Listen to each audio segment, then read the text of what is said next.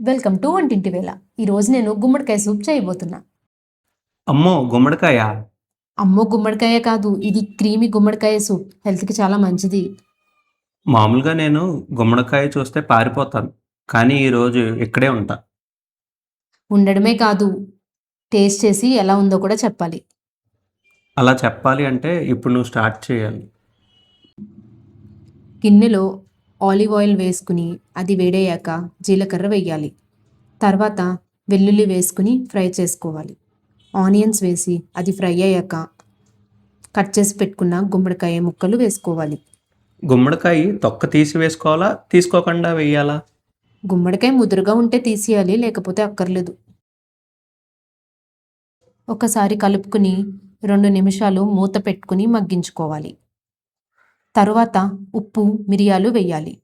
కలుపుకుని 2 నిమిషాలు మగ్గించుకోవాలి.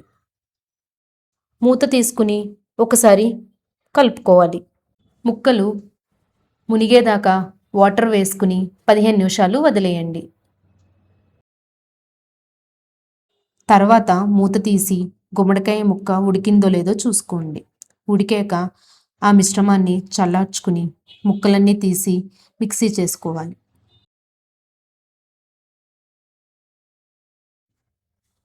మళ్ళీ స్టవ్ ఆన్ చేసుకుని ఆ పేస్ట్ వేసుకుని ఉడికించుకోవాలి.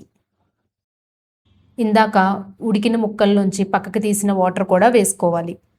ఈ స్టేజ్లో ఒకసారి ఉప్పు టేస్ట్ చూసుకుని మళ్ళీ వేసుకోవచ్చు. 5 నిమిషాలు ఉడికించుకుని బౌల్లోకి తీసుకుని ఆరిగానో వేసుకుంటే సూప్ రెడీ. ఎలా ఉందండి టేస్ట్? క్రీమీగా, స్వీట్‌గా, స్పైసీగా బాగుంది. ఇలాంటి టేస్టీ రెసిపీస్ కోసం వంటింటి వేళ ఛానల్ని సబ్స్క్రైబ్ చేసుకోండి.